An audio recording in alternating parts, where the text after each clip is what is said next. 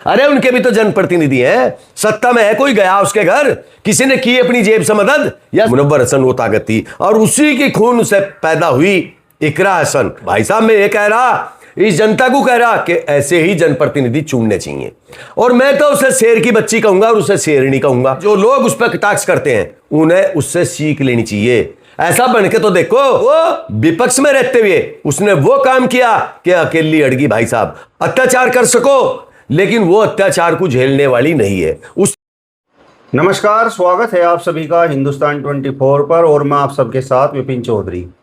पिछले कुछ दिनों से सपा सांसद इकरा हसन चर्चाओं में हैं और लोग इस तरीके के आरोप उन पर लगा रहे हैं कि भाई इकरा हसन तो धर्मवाद की राजनीति कर रही हैं।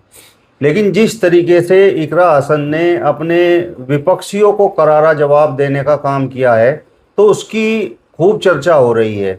इकरा हसन पहले तो कश्यप समाज की एक पीड़ित महिला को लेकर डीआईजी से मिली, उसे न्याय दिलाने के लिए संघर्ष किया, मुकदमा झेला और अब जो कैराना लोकसभा की गंगो विधानसभा पड़ती है वहाँ का एक गांव है इस्सापुर, वहाँ पर जो आदित्य खटाना नाम का एक नौजवान था और उसकी निर्मम तरीके से हत्या कर दी।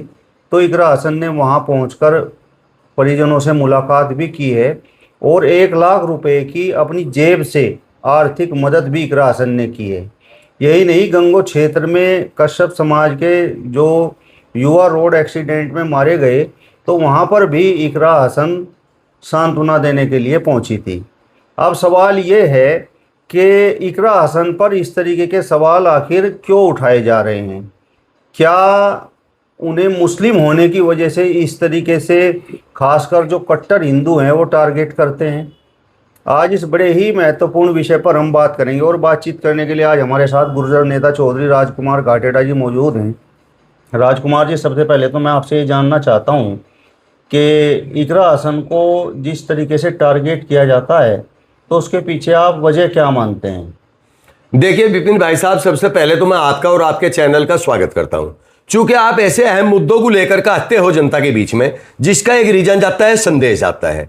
अब जहां तक इकरा हसन जी की बात है, ये इकरा हसन जी के ऊपर मैं ये कहना चाह रहा, उनकी आदत में जो शुमार है, जो धार्मिक व्यवस्था कह लीजिए, राजनीतिक व्यवस्था कह लीजिए, इंसानियत कह लीजिए, सबसे बड़ी बात यह है कि धर्म और जाति से ऊपर उठकर एक चीज आती है इंसानियत। इंसानियत उनके अंदर शुमार भरपूर भरी हुई है इकरा हसन जी के यहां। अब मैं ये बात कह रहा कि जो लोग इस पे इकरा हसन जी के इन मुद्दों पे कटाक्ष करते हैं और इसे राजनीति बताते हैं, राजनीति से प्रेरित बताते हैं, मैं एक बात आपसे कहना चाह रहा कि वो तो हिंदू गुज्जर का लड़का था इस्सापुर में, तो उसको जाकर के उन्हें निधि से नहीं न शासन से अपनी जेब से 1 लाख रुपए की मदद करने का काम किया। अगर कोई इस पे हिंदू गुज्जर या मुसलमान गुज्जर की बात करेगा वहां तो वो उन लोगों ने वहां जाके ये सोच लेना चाहिए कि इकरा हसन ने कितना बड़ा काम हिंदू गुज्जर या हिंदू समाज के लिए या गुज्जर समाज के लिए किया, मानवता के लिए किया, इंसानियत के लिए किया। अब जहां तक उस कश्यप का जिसका जो मर्डर हुआ था, जहां तक उसकी बात है, एक जनप्रतिनिधि के नाते उसकी मां को न्याय दिलाने के लिए या उसकी बात को अधिकारियों तक पहुंचाने के लिए इकरा हसन उस परिवार को लेकर के डीआईजी साहब के यहां गई। अब डीआईजी साहब के यहां जाकर के देखिए, डीआईजी एक प्रशासनिक पोस्ट है। अब प्रशासन और जिम्मेदारी की पोस्ट है, यानी 3 जिलों पर अधिकारी होता है डीआईजी।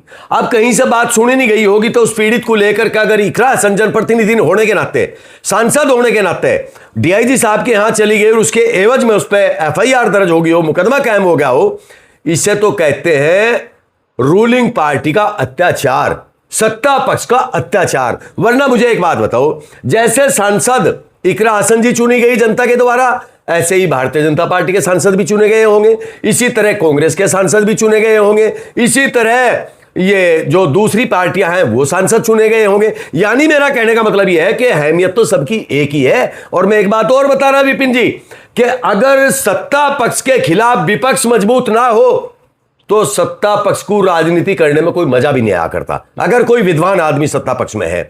और मैं एक बात और कहनी चाह रहा इसके साथ साथ कि विपक्ष में भी ऐसे लोग होने चाहिए कि जो सच्चाई कहनी जानते हो।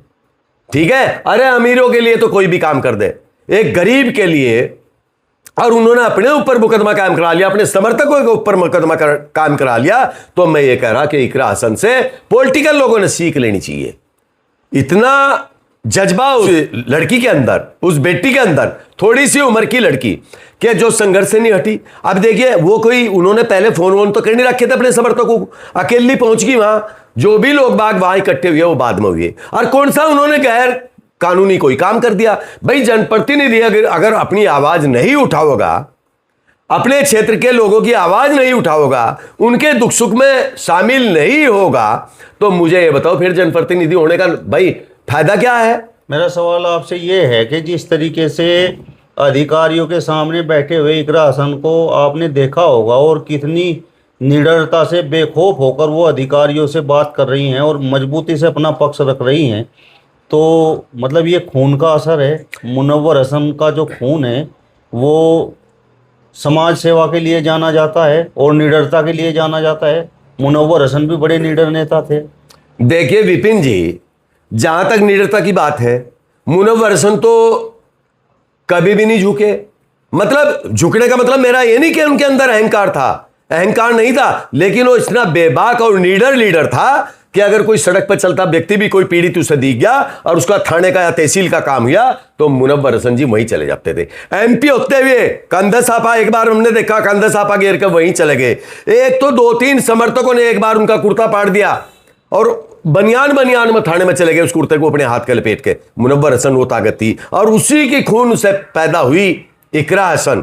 और कोई ऐसी बात नहीं है, जज्बात, जुझारू, ईमानदार और शालीनता उसके चेहरे पे झलकती है। और मैं तो उसे शेर की बच्ची कहूंगा और उसे शेरनी कहूंगा, क्योंकि ऐसे काम हम बहुत जनप्रतिनिधियों को देखे हैं भाई साहब, जो रूलिंग पार्टी के जनप्रतिनिधि हैं वो अपने लोगों की रक्षा नहीं कर रहे, और वो विपक्ष में रहते हुए उसने वो काम किया कि अकेली अड़गी भाई साहब। और पूरा प्रशासनिक अमला एक तरफ था, पूरी फोर्स एक तरफ थी, लेकिन वो नहीं घबराई। और सुनो, जितने भी वहां पुलिस महकमे के बड़े बड़े अधिकारी थे उनकी भी बोलती बंद, उनकी बात का जवाब दिया। भाई देखो, ताकत के हिसाब से आप अत्याचार कर सको, लेकिन वो अत्याचार को झेलने वाली नहीं है। उसने खुद कहा कि या तो मेरे समर्थकों को छोड़ दिया जा, चूंकि मेरे समर्थक कोई यहाँ गुंडागर्दी करने के लिए नहीं आए थे। डीआईजी साहब के आवाज के बाहर ही तो खड़े थे यार वो लोग। तो उन्होंने कहा या तो इन्हें भी छोड़ दिया जा या मेरे पर भी मुकदमा करके और मुझे जेल भेज दिया जा। तो ऐसे ऐसे जनप्रतिनिधि, तो भाई साहब मैं ये कह रहा, इस जनता को कह रहा कि ऐसे ही जनप्रतिनिधि चुनने चाहिए। और उन्हीं के परिवार से लगे हुए और भी 1-2 परिवार है, वो भी इतने ही जज्बाती हैं, वो तो खकार पर अपने लोगों का काम करा लेते थे। तो जनप्रतिनिधि होने का ये कायदा है, ये मानवता है, ये नैतिकता है, ये राजनीति का है। अगर कोई राजनीति में आवे तो इस टाइप का आवे, जैसे इकरा हसन का परिवार और जैसे चौधरी यशपाल सिंह और चौधरी यशपाल सिंह जी का परिवार। इसे कहते हैं राजनेता। या जगदीश राणा जी होते थे या रशीद साहब होते थे, इन्हें कहते हैं राजनेता। वरना भाई सत्ता होते हुए तो कोई भी राजनेता बन जा, और राजनेता होते हुए भी, रूलिंग पार्टी में होते हुए भी अपने समर्थकों को ऐसे ऐसे लोग भी हैं, एमएलए और एमपी, जो अपने लोगों की मोटरसाइकिल तक नहीं छुटवा पाते। कुछ लोग तो ये सवाल कर रहे थे कि भाई इकरा हसन ने जसाला के उस पीड़ित परिवार को अखिलेश यादव के यहाँ ले जाकर 2 लाख रुपए दिलवा दिए और न्याय की बात इकरा हसन कर रही हैं। लेकिन यहाँ पर ईसापुर में आदित्य खटाना का मर्डर हुआ है, वो लड़का गुर्जर समाज से था, तो वहाँ इकरा हसन कहीं नहीं आई। तो इकरा हसन ने वहाँ पहुंचकर और आर्थिक मदद करके क्या ऐसे लोगों को जवाब देने का काम किया है? आप एक बात बताओ विपिन भाई साहब, अरे यार, पद और मान और सम्मान ये अच्छे कर्म करके मिल सकते हैं इंसान को, लेकिन पद से भी ज्यादा मायने इंसानियत के हैं। अगर इकरा हसन ने उस पीड़ित को अखिलेश यादव जी से मिलवा दिया और उसने, अखिलेश यादव जी ने उस पीड़ित की मदद कर दी, वो तो कोई सरकारी खजाने से नहीं मदद कर रहे, वो तो अपने पार्टी के फंड से या अपने पर से मदद कर रहे हैं जी। तो ऐसा आप इंसानियत कहोगे, मानवता कहोगे, या एक जनप्रतिनिधि का अस्तित्व कहोगे? ये तो अच्छी बात है ना। मैं ये कह रहा कि जो लोग उस पर कटाक्ष करते हैं उन्हें उससे सीख लेनी चाहिए। ऐसा बन के तो देखो, अब रही चलो उस बात को भी छोड़ दो, आप दिसाड़े वाली घटना को छोड़ दो आप, चलो कश्यप समाज का लड़का था भाई, देखो हत्या तो उसकी भी हुई। अब ये लड़का जो हिंदू गुज्जर लोग, मैं विशेष कर कह रहा अपने समाज के लोगों से, जो उस पर उंगली उठाने का काम करते हैं, उन्हें यहां से सीख ले लेनी चाहिए। अरे उनके भी तो जनप्रतिनिधि हैं, सत्ता में है, कोई गया उसके घर, किसी ने की अपनी जेब से मदद या शासन प्रशासन से मदद करा दी हो कि क्या, मैं आपसे पूछ रहा। तो मुझे यह बताओ कि गुज्जर समाज के लिए इकरा ने किया क्या या इन लोगों ने किया जो उनसे ताड़ी पिटवावे? अरे ये तो ये कह, इनकी लीडरशिप भी ये कहती है, भाई साहब इनके मंचों पर सुनियो आप, कि सोना ना खरीद दो, लोहा खरीद दो, लोहा। अब लोहा खरीदने से क्या होगा? लोहे का मतलब समझो आप, चक्कू छुरे। अरे ये इनके एक बार भी, जो बड़े नेता है, एक बार भी मंच पे ये संदेश नहीं देते कि किताबें खरीदो, धार्मिक ग्रंथ खरीदो, जिससे आपकी जर्नलिज्म बढ़ेगी, या अच्छे अच्छे कोचिंग सेंटरों में अपने बच्चों को। ये तो नफरत, केवल नफरतों की दुकान खोल रहे हैं भाई साहब। कुछ लोग सवाल ये कर रहे हैं कि भाई जो मामला लगभग 1 महीने पुराना जसाला वाला है, उसमें इकरा हसन वहाँ पर उस पीड़ित महिला को लेकर डीआईजी के यहाँ पहुँच गई, तो ये तो खोखली राजनीति कर रही हैं। मुझे ये बताओ उसमें खोखलापन क्या है? आखिर बच्चा तो उनका मरा, और ये भी बात सही है जिन्होंने मारा वो जेल चले गए, ये भी बात सही है। लेकिन हो सकता है पीड़ित की मां उनके पास आई हो जनप्रतिनिधि होने के नाते, तो जनप्रतिनिधि का कायदा क्या बने भाई? उनको संतुष्ट करने का। वो संतुष्ट कहां से होंगे? किसी के खेत पर जाकर तो हो नहीं सकते, किसी की ट्वेल पे जाकर के नहीं हो सकते, तो वे तो संतुष्ट अधिकारी के यहां से होंगे। वो अधिकारी का लेकर चली गई, गुनाह क्या कर दिया भाई? गुनाह क्या कर दिया? हम आपसे पूछ रहे क्या गुनाह है? इकरा हसन जी ने गुनाह क्या कर दिया? अगर वह उन्हें लेके डीआईजी साहब के यहां चली गई, रूलिंग पार्टी के लोग ले जाते यार, जनप्रतिनिधि होने के नाते। अगर पीड़ित की मां को इकरा हसन डीआईजी साहब के यहां लेगी, तो मुझे ये तो बता दो उसमें गुनाह क्या है भाई? कौन सा गुनाह है? बताओ बताओ क्या गुनाह है, या हमारी बात का कोई जवाब दे, या फिर हमें यह कहो कि जनप्रतिनिधि जाता किस लिए है सदन में? पीड़ितों की आवाज उठाने के लिए, पीड़ितों की बात करने के लिए, विकास की बात करने के लिए, सड़कें बनवाने के लिए, स्कूल बनवाने के लिए, स्वास्थ्य चिकित्सा देने के लिए, इसीलिए तो जाता है। और सबसे अहम काम मैं आज की तारीख में बता रहा, एक जनप्रतिनिधि अगर किसी पीड़ित के दरवाजे पर चला जा तो उसकी बहुत पीड़ा कम हो जा, बहुत पीड़ा कम हो जा, और इसका पता उसे लगे जिस पे बीतते है। जिस तरीके से कुछ ही समय में वहाँ पर इकरा हसन के समर्थन में भारी भीड़ जुट गई, और वहाँ पर नाहिद हसन भी पहुँच गए, शामली तक के लोग वहाँ पर आ गए, और लोगों ने जिस तरीके से नाहिद हसन को देखकर नारे लगाए कि शेर आया, शेर आया। तो क्या शामली की राजनीति में वास्तव में नाहिद हसन ही शेर है? अब यार मैं किस किस की बात करूं? जब बहन जी चीफ मिनिस्टर थी, चीफ मिनिस्टर और मुनव्वर हसन थे, बहुत किस्से आपने सुने होंगे उनके, मेरे से क्यों कहलवाओ।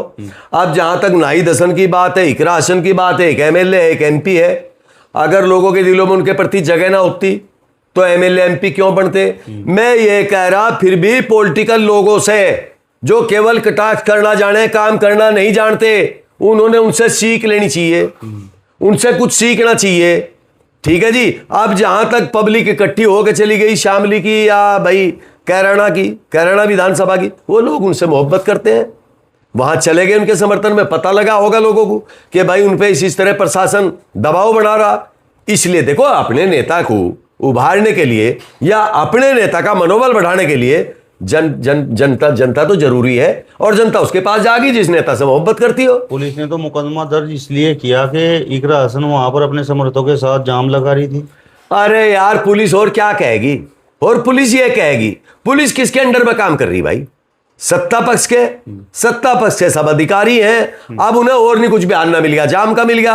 अब एक बात बताओ, जहां डीआईजी साहब का ऑफिस है, वो सड़क तो इतनी बिजी रहे, उधर तो जैन कॉलेज पे जा, इधर अनुपम से लेके और वहां तक तो वैसे ही कुछ देर के लिए तो वो घूम सा है, वहां वैसे ही जाम लग जा। लेकिन एक बात बताओ, 5, 7, 10 समर्थक ही तो थे उसके साथ में, 5, 7 आदमियों से जाम लगा रहे। अरे वो अगर जाम लगाने की स्थिति में होती तो पहले से अपनी भूमिका या अपना कार्यक्रम बना के जाती। मुकदमा होगा। अरे और क्या, सच्चा व्यायु भले आदमी, भले बेबी झूठे ही तो मुकदमे हो। अरे मुकदमे होते ही झूठे हैं, सच्चों पर मुकदमे। मैं आपको अनेकों किस्से बता सकूं, कर लो मुकदमे। भारतीय जनता पार्टी के बहुत जनप्रतिनिधि है ऐसे, कर लो मुकदमे। नहीं हो सकता भाई, विपक्ष के लोगों पर तो झूठे ही मुकदमे हो। क्या आजम खान ने बकरी खोल ली थी, बकरी चोरी कर ली थी क्या, मुकदमा नहीं हुआ? बकरियां चोरी करी थी क्या, भैंस चोरी करी थी क्या, हुआ नहीं उस पर बकरी चोरी का मुकदमा? बताओ या नहीं क्या? तो ये झूठे ही नहीं और सच्चे हैं कहां? सच्चाई पर जिस दिन आ जाओगे ना, उस दिन तो राम राज आ जाएगा भाई। चलिए, तो चौधरी राजकुमार घाटेड़ा जी को आपने सुना। फिलहाल इस वीडियो में बस इतना ही। अगली वीडियो में फिर आपसे मुलाकात होगी। तब तक बने रहिए हिंदुस्तान 24 के साथ। नमस्कार।